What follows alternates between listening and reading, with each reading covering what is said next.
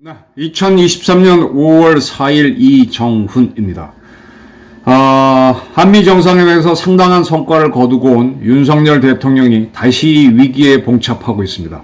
좌파들이 총집결해서 윤석열 깎아내리기 하고 있습니다. 이걸 돌파를 해야 될 것 같습니다. 우선 살펴보겠습니다. 미국의 한 연구소에 있는 빤다라고 하는 연구위원, 미국인 같아요. 이렇게 주장을 했어요. 이번에 확장 억제를 한국에 보장해줬는데 앞으로 확장 억제에 대해서 본물이 터져서 한국은 건건이 대들 것이다. 더 해달라고. 그리고 이렇게 되면 이게 문제가 있다. 미국이 너무 양보했다. 뭐 그런 주장인 것 같아요. 그리고 윤 대통령이 미국에서 노래 한 곡도 부르고 NPT에 잔류하겠다 선언하면서 사실상 한반도 비핵화 선언 파기를 하고 왔죠. 그래서 미국의 전략 자산을 기동하는 형태로 배치하고 우리도 확인하고 그걸 사용할 수 있도록 서로 시뮬레이션 한다, 이런 합의들을 했죠. 그게 나오니까는 미국에서는 바로 나왔던 게 미국이 너무 많이 양보했다. 도대체 한국 대통령한테 이렇게 할 필요가 있느냐. 이번에 좌파들이 준동해서 한미 윤 대통령이 힘을 잃거나 하게 되면은 이번에 한미 간의 합의를 흐지부지 시켜야 된다. 그런 주장들이 있었던 게 또한 사실입니다. 미국을 방문하고 난 다음에 지금 이제 기시다 일본 총리의 방한을 앞두고 있는데 여기서 또 한일 관계가 좋아지면은 좌파, 주사파, 민주당, 북한은 입지가 좁아들죠. 아닌 게 아니라 전용기 민주당 비례의원 재빠르게 움직였습니다. 한양대학교가 2개의 캠퍼스 서울에 있고 반올에 에리카 캠퍼스 있죠. 에리카 캠퍼스 학생회장 출신인 전용기 씨가 잽싸게 독도에 가서 뭐 독도를 방문했다고 스스로 광고를 하니까 일본에서 한마디 나오죠. 왜 우리 땅에 대해 네가 갔느냐. 이렇게 해서 건드려 놓고서는 한일 정상회담 하게 되면 독도 영역권을 확실히 해라. 이런 주문을 전용기가 하고 있습니다. 일부러 계획된 거죠. 전용기 씨는 일본 국제관함식 보여줄 때 일본 국기를 향해서 한국 또 일본 해상자위대 길을 향해서 우리 군인들이 격려를 한 거를 굉장히 반발하면서 우길기를 부수는 그런 퍼포먼스를 하는 그런 아주 반일만 하면은 먹고 사는 줄 아는 그러한 생각을 갖고 있는 국회의원입니다. 이런 친구들이 이제 기시다가 한국에 오게 되면은 굉장히 반일 선동을 하면서 윤석열 흐트러뜨리기를 할 겁니다. 어제 말씀드린 북한은 북한대로 이제 북한 청년들이 이번 한국과 미국이 북한이 핵을 사용하게 되면 정권을 종말시키겠다라고 한 거에 대해서 깜짝 놀라서 정권 종말을 하기 전에 북한에서 이제 배신이 일어나죠. 그런 배신은 미래를 책임진 젊은이들이 북한 정권에 대해서 파쇼 타도 외치면서 나올 수 있습니다. 그래서 젊은이들을 단속하기 위해서 선천에서 뭐 반미 결의대회를 하고 그러고 있습니다. 네. 그리고 북한은 북한대로인데 이러한 북한이 이제 타도 윤석열을 하기 위해서 온갖 자료를 다 내놓을 겁니다. 이미 민중당은 뭐 친일 굴종, 친미 호전, 파쇼 윤석열 타도 이런 주장들을 내놨었죠. 네, 일로 갈 겁니다. 민노총은 민노총대로 총 공격을 해댈 겁니다. 문재인 정부에서 환경부 장관을 지낸 사람이 이런 얘기를 했고 그걸 또 기사화하는 언론들이 있어요. 뭐냐, 이번에 2일날인가 3일날 미국 갔다 와서 윤 대통령이 기자들 만나서 대통령 정원에서 환담하면서 일회용 컵을 쓴 걸 가지고 시비를 걸어요. 이거 절대 문재인 청와대는 안 썼다. 문재인 청와대도 처음에 썼죠. 처음 집권하고 나서 조국 민정수석 등등을 하고 청와대 쫙 걸을 때 일회용 커피컵 들고 다니던 게 그거 일회용 왜 쓰냐 그러니까 그때부터 일제 안 썼다는 건데 이제 그런 거 윤 대통령이 일회용 물컵, 물병 뭐 썼다는 걸 가지고 문제가 많다. 계속 긁어내리면서 흠을 내는 겁니다. 전용기도 흠을 내고 지금 태영호 의원이 아주 덫에 걸려 있죠. 저도 이 사건은 이게 뭐야 하는 처음에 잘 몰랐어요. 태영호 의원이 그 부인께서는 미스터 솔루션 무슨 문제가 있으면 항상 그걸 해결해내는 그런 사람이다라고 그랬고 그는 이제 북한서 학교를 다닐 때 북한에도 귀족이 있죠. 성분 좋은 애들. 그런 애들과 같이 다니면서 거기에서 본인이 분명히 열악한 조건이죠. 거기서 따라가는 방법을 터득했다. 그건 뭐겠습니까? 결국은 백조처럼 사는 거죠. 그걸 감정을 드러내서 성분 좋은 친구들하고 경쟁하게 되면은 왕따를 당하니까 거기서는 맞춰주는 척 하면서 돌아가서는 다른 공부라든지 다른 뭐 재능을 갖추기 위해서 엄청난 노력을 해서 따라간다. 그러니까 굉장히 그 자수성가형이란 사람이란 얘기죠. 태영호 의원이 대한민국에서 국회의원이 됐고 또 만인이 주목하고 하니까 본인도 역할을 하기 위해서 자기 사무실에 있는 그 보좌관들을 굉장히 이렇게 일을 많이 시키는 스타일인가 봐요. 근데 거기에 근무하는 사람들은 그게 신분이 보장된 직업이 아니거든요. 4급 보좌관이든 5급 비서관이든 그 밑에 비서들도 마찬가지고. 뭐 국회의원이 어느 날 마음에 안 든다고 해임하면 그걸로 끝이고 또 다음에 사이가 좋아도 이분이 떨어지면은 그걸로 끝이고. 그래서 그러다 보니까 이 사람들도 이 자리에 옮겨가야 되고 그러다가 뭐 대통령이 당선되면은 청와대에 옮겨가서 그 가서도 역시 어쩌다 공무원, 늘공이 아닌 얼공을 하니까 불안해하죠.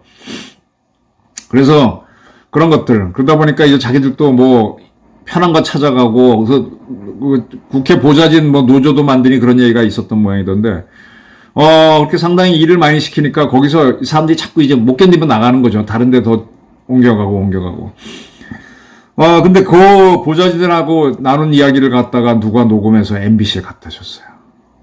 그러고 보게 되면 태영호를 노리고 처음부터 심었던 거 아닌가. 이런 공작적인 느낌도 들고, 이런 식으로 태영호를 흔들어대면은 북한이 아주 좋아하죠.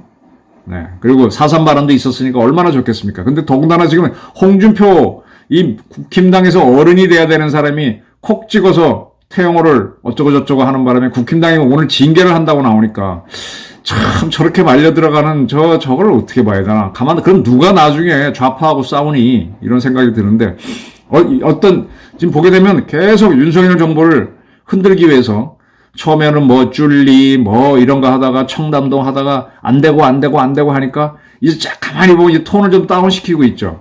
뭐 독도 문제를 거론해라 이런 거 뭐만 하나 걸리면 그걸 확 키우기 위해서 지금 발악을 하고 있습니다. 민주당, 주사파, 좌파, 북한. 네. 이걸 어떻게 바꿔야 될까요? 제가 답답한 거는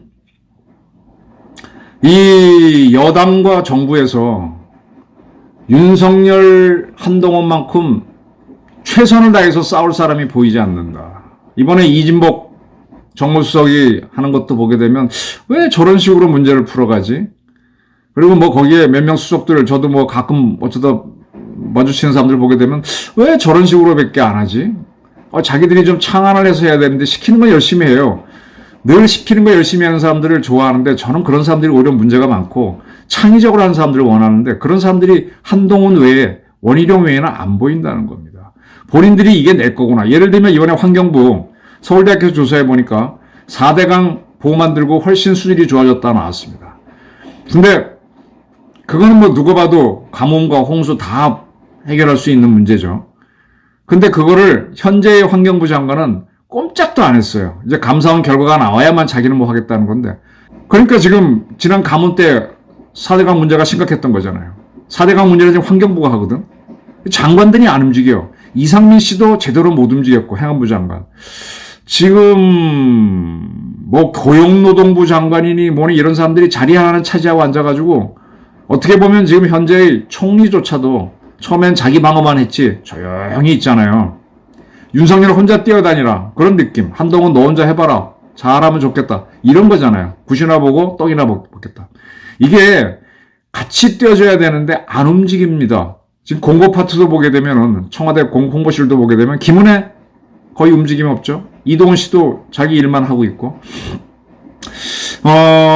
지금 저쪽에서는 윤이 이제 개인 플레이로 이번에 한미 성과를 올리고 왔는데 이거를 돌파할 사람이 해줄 사람이 없다.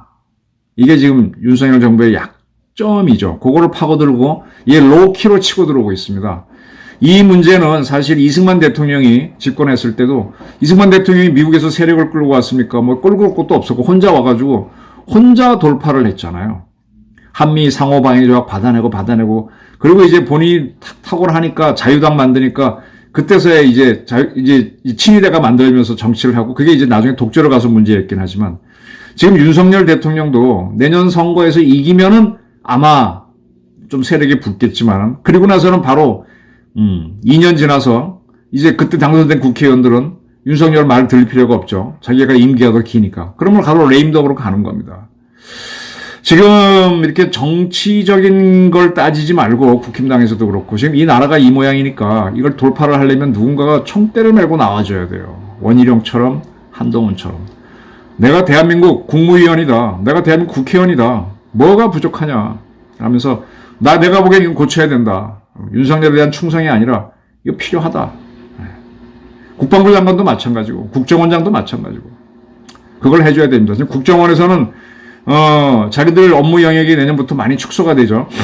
그러다 보니까는 뭐 우주까지도 우주 보안 문제도 하고 뭐도 하려고 자꾸 영역을 넓히려고 하는데 그건 이제 조직 기관 이기주의 그건 이해가 됩니다. 되는데 그거 말고도 가장 중요한 거는요. 북한을 와해시키면은 이 문제는 풀립니다. 김정은을 죽여버리면 됩니다. 빨라지는 거죠.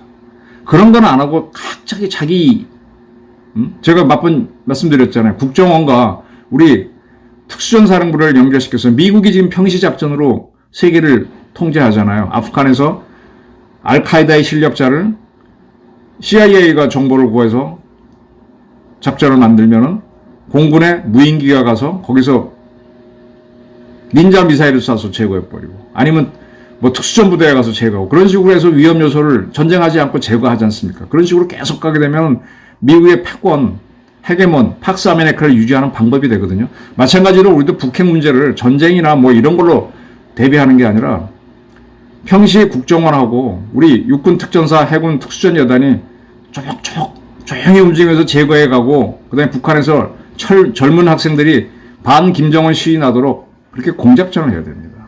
이런 것들을 국방부라든지 국정원에서 움직여주면 빨라지는데 그런 움직임이 없고 계속 우리 것만 다지고 있으니까 돈만 많이 들어가죠. 그래서 저는 좀 우리 지금 청와대 뭐 정책 수석 정무수석 참 다들 가만히 얌전히 시키면 하겠습니다. 이런 공무원 마인드인데 좀 창의적으로 당에서도 마찬가지고 지금 태영호 자르고 나면은 국힘당 누가 앞으로 총대 메고 나오겠어. 윤석열 대통령이 시키는 거는 열심히 하는 건 이해가 되는데 그거는 당신이 아니라도 내가 할 수 있고 좀 김기현 대표 좀 뭐 머리도 좋은 사람이니까 좀 창의적으로 새롭게 만들어서 누구를 잡아야 되는지를 알고 좀 열심히가 아니지 열심히 하마터면 열심히 할 수만 했다. 그거 열심히 해도 문제죠. 열심히 안 하는 게 좋지. 창의적으로 그다음에 큰 국으로서 이재명 하나 상대 못해 그런 능력들을 좀 보여주시길 바랍니다. 경청해 주셔서 감사합니다.